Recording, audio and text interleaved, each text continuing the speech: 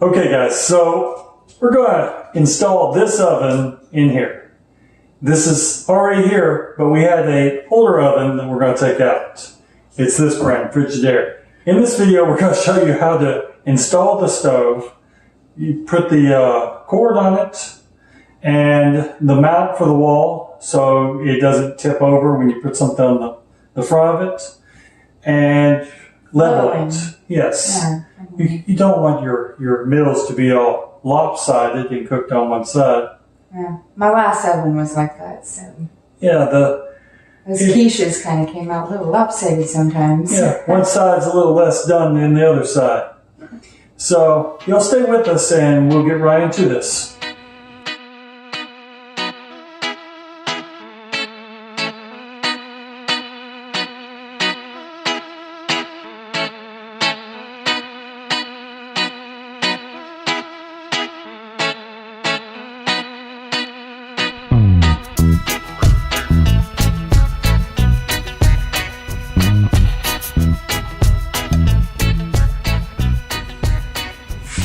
I'm going to just pull this unit out.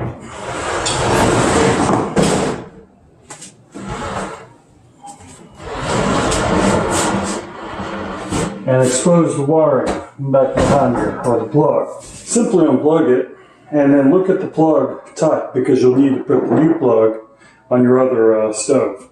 Now let's see if I can drag this through the kitchen without breaking anything.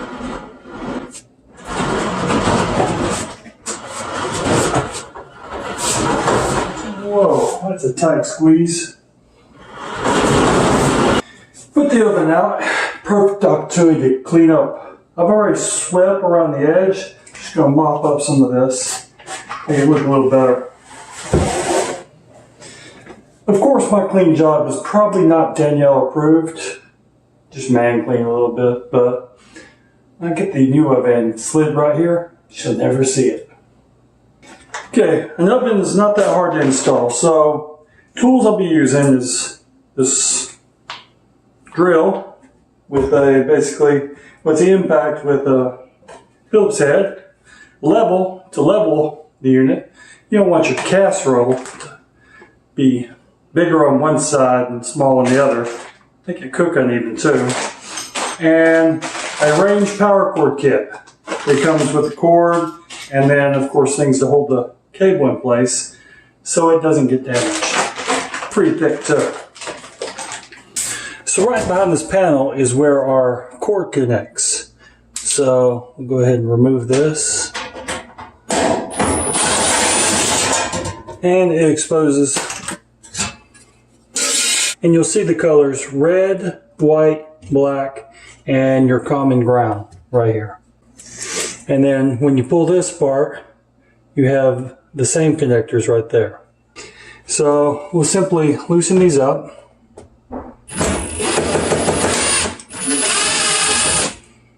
Or actually just take them out.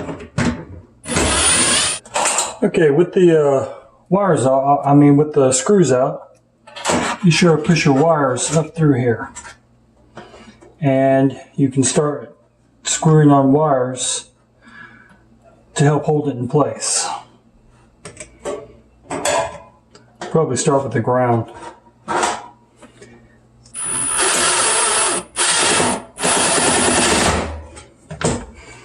There we go. Let's loosen that up so we can pull the ground up to pull the other wires up higher.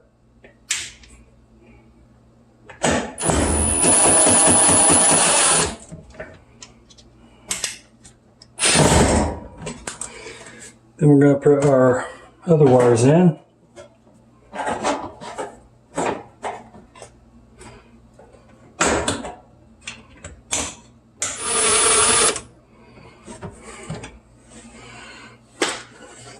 Okay, before I tighten these up, I'm going to go ahead and put my strain preventer on this thing, which is these things right here. These are kind of a pain in the butt, but basically they connect in here to reduce strain, and they slide up in this hole right here. We'll show you what it looks like when it's done. With the strain preventer in, it'll look something like this on the inside. I've went ahead and pushed this wire up a little bit before I tightened it all the way. And down here, it'll be closed together. This is a pain to get on, but well worth it to keep your cord from pulling on your terminals. Be sure to tighten up all your terminals before you put your backplane on. Would hate to have a short. Once this is all together, put your backplate on. Slide it through. Make sure it faces the right direction. And slide it through here. And then you can put your screw in right here. Now we're ready to plug in and to look for sparks. Remember, when you're plugging this in, this is 200 volts.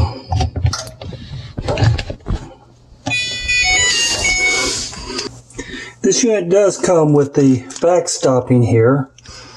So the last mount didn't work.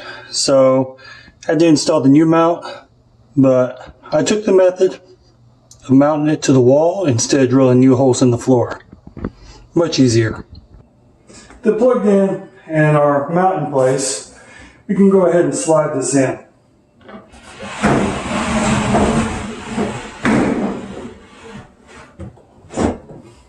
Nice.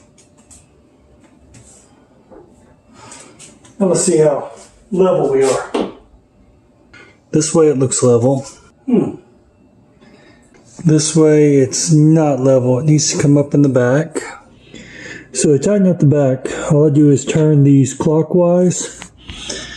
And then I did turn this clockwise a few times to go ahead and raise up the right side. 16 screws on the back and looking really good there. Danielle gets to clean off all the stuff off the stove.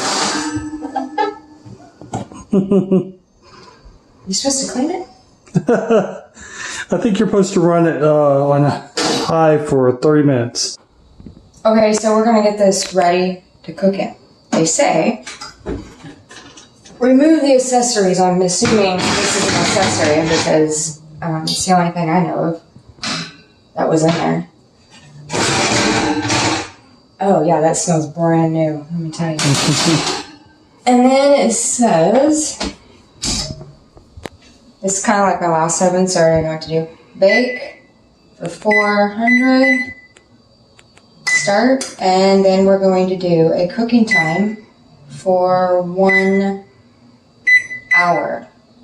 Good Lord, there's 1, 2, 3, 4, 5, 6 racks. What the heck? I have no idea what I'm dealing with, y'all. I hope we get some good dining with Danielle. Yeah. That looks about what my other one did. Wow, these are really weird. I've never had a stove that had that many rack options. My husband won't help me. Okay. It's not working. Come on, babe. It's too hard. Oh my goodness, I gave it to you to do. I know. No, seriously, y'all, it's like stretchy ass tape or something. I don't know. Oh, look at that. He used my cocoa. It's just a second. And now he's putting a knife on my brand new rack? Wow. Okay. I know that was close up, y'all. And now she's putting it in. I think according to my other stove, that is normal. And yeah, that looks about normal, about how it should. What you got put on the bottom there? I think it's for more, well, I've done cooking on the bottom, but not that close. But there's also no, as y'all can see, there's no, what do you call those? Heat. Yes. No grill thingies with the heat on it. Yes. So I guess you can put your racks lower? I will let you all know about this. Oven wasn't that hard to install. I didn't drill in the floor because this is a tile and that's hard and I don't want to do it, so I just Well, there's cement underneath the tile. Yeah, so I just put it into the back wall when I was mounting the don't tip over thing against the wall. Install's very easy, and we've actually been testing it out for about a week. I got it down. I was trying to figure out the temperatures because, you know, when you have an older oven, sometimes the temperatures can be a little bit less heated than a brand new one, and you can burn things very quickly on a brand new oven. This oven, it's the top. This fast boil, it says it does. Not much faster than our old oven. I don't know. I think it's just a logo, or I don't know what it really means. Maybe we're not using it right. But no, you just want I temperature. don't really see how. You just do this, and let me turn the light on so you guys can see that. So yeah, the fast boil up here didn't seem to work as well as we expected it to. Well, I think it actually has to do with the ring. If you're like doing a pot of pasta, instead of turning on this whole entire ring, which there's two, well, this one is for this one, and this one's for this one, and there's two sides, high all the way to low. So if you want the smaller ring, you just turn it this way, and let's see if it heats up. So that actually got really heated really fast. I mean, yeah. And then if you wanted the larger ring, because you have a bigger pan, which I have one of those, and this one's great, it gets all of it. And your other side has the same setup. So it's a little smaller. It has a smaller ring and a bigger ring. Mm-hmm. And then there's a warming center, which has to do with... It's just on right here. Yeah, it's right here. And then you set it. And I guess you can put, like, I don't know, vegetables or something sitting there warming. But yeah, so this has got conventional bake, conventional roast, bake, and broil. And a lot of people don't know what conventional bake and roast are. Conventional uses a fan to cook your food. I use a lot of the conventional roast, which on this one you'll see a fan bake, a fan roast, and then bake, which is regular oven. That's like what you normally would have without a conventional oven. Yep, there you go. With conventional roast for about 4 years since we've been into this house. But you don't use, on the recipes we use just bake. Right, I have to do a lot of altering and preparing and creating again just to do that, because sometimes we use only conventional roast, especially on chicken. Oh, yeah. But the bake is for regular, you know, baking bread, whatever, stuff like that. Now the conventional bake is supposed to be for like breads and stuff like that.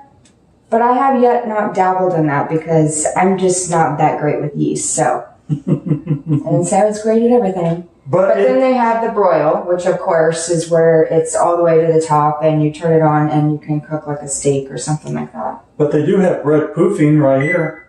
Right, and and this is what this is going to do. It's going to heat this so low that it just, it poofs your yeast in your bread. And so it will rise faster. Like if you only have like an hour to get this bread made, that will be very helpful for the first rise. And then the second rise, and then you can get it in the oven and bake it. And then for all y'all with crock pots, you have slow cooker right here. So if you have a big pan, you can slow cook in your oven versus in a crock pot. I have not used that yet, and I'm totally excited about that. And then they have a Dehydrator, which is weird because I've never had one of those. Never even had the ones on the counter. So we're gonna have to dabble in that too. I'm thinking dehydrating like some fruit is what I'm thinking. But yeah, fruit. You can also do meat. You have to do that at a higher heat, but they don't. I'm gonna do meat. It's too expensive. I would rather serve that as a dinner. I don't want my big piece of meat going in like this. Oh, that sucks. That would be like jerky. And then the oven space in here is huge. I can fit my old oven. I could only fit like 2 of my big pans, and they were literally on top of each other. So it was really weird. This one, I can put them in. There's plenty of room on the sides. There is so much room in here, but it's the same size as my old oven. I don't get it. I'm guessing it's because it's slender on the sides. It's huge in this. And there is no, there's no grill down there. So, Heat grill. yeah, it's very big, and it's very deep too. This is deeper than the other one as well, so I like the space in there. And there are a lot of racks. I mean, I'm not sure what those are for. Oh, dehydrating. Yes. You can dehydrate things on many levels of racks. Well, it's kind of like a dehydrator. Well, they said dehydrate was 4 or 5. Well, you don't get that many rack spaces. Wow. Then you would have to buy more racks. But anyways, besides the point. Yeah, most ovens, I think my other one had maybe 4 levels you can go up. And they're really far apart. These ones are really, like, it's like this. Maybe an inch apart. But in the book, in the instructions, it tells you the different levels of rack and what they recommend. Whether it's dehydrating, cooking a turkey, whatever it may be. So, the book is very explanatory on this. And you see I have my racks this way is because I've been using the conventional roast. And this is where I put them because it's where the fan is going to blow on the food and do the conventional roasting. And the one thing I do like about this, as far as after you're done cooking, is the cleaning. So the oven has a steam clean, and then it has the cremation clean. Right. Well, regular oven cleaning. So where it cremates everything, makes it, yeah. So in the steam clean, you just put some water down the bottom, and it's like 30 minutes. Now the cremation clean or the oven clean is going to take about 3-4 hours to do. Mm-hmm. So not more than 5. We just did that on our last stove to clean it up for the next person. So the first thing we did before installing the new oven is we put this through a clean cycle. To clean, all you have to do is simply hit this, select your time you want to clean for, like 4, 3 hours, whatever, and then hit start. You'll notice while it's cleaning that you can't do anything on this unit. Once the cleaning is done, the door will unlock and it will expose your clean oven. Here is what a clean oven looks like before we vacuum. This stuff will just wipe off. So just take a wet rag after you vacuum and you can just wipe this off because it's cremated all the particles left in the oven. Yeah, the oven clean works pretty good, and the steam clean is supposed to use less energy and then clean. Because I'm the kitchen aide, I do a lot of cleaning of the kitchen. Hey, I cook. Yes. Well, I man clean the kitchen. And then, right, it's not to my specs, but hey, I ain't going to complain. And then for the top, it's easy. You basically wipe this off after every use, or you'll get some nasty stuff on there. Well, you'll start, basically you're scorching your food on top of it, and you're going to start getting those nasty rings stuck on looking, whatever. And believe me, we just did this because our son cooks on it every day. And we started noticing we thought it was pitting. And we were like, oh my goodness, what happened to the stovetop? Well, so I went on Amazon and I bought this little set, the Weiman glass cooktop. And it comes with a little scrubby. See, I've been using it. And a razor. And a razor. And we did it and it all came off. So I was so ecstatic because I was hoping that we wouldn't have to call on a warranty. Yeah, no, we did. Perfectly fine, but it looked bad, but it wasn't. No, it just came out. This was a lifesaver. I'm going to go see if I can make my old one look spiffy with this. Yeah. Because the old one's all scratched up though. It's almost 10 years old. Takes off those scorch rings. It takes off anything that was left on there, like oils. Really love to just burn on there, and you can't get it off. It feels like or a sugar substance too. It just makes more of a hard candy on top of it, and you can't get it off. No, razor can. That and this. Just be very careful. I mean, just use light pressure. You know, don't go. You know, try to. But no, it really made it completely shiny again. But so yes, this is my best friend for this. Weiman glass cooktop. And there's other ones, but I chose this one because they had the special price for this 3 set. So let's go with the special price. So, you're right.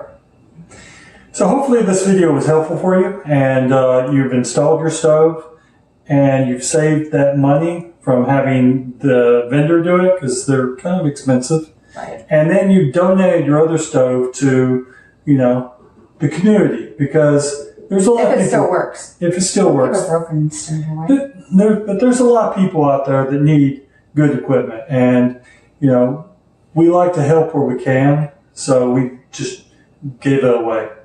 We gave away the dishwasher. We got somebody come in for the fridge and the stove. And as soon as we remove that, that's going to be a future video. We'll have them come get that. If you like this video, give us a like. It's down there, something like this. If you like our channel, subscribe. It's down there as well. There's a little bell for that ad reminder. And y'all please take care. Bye.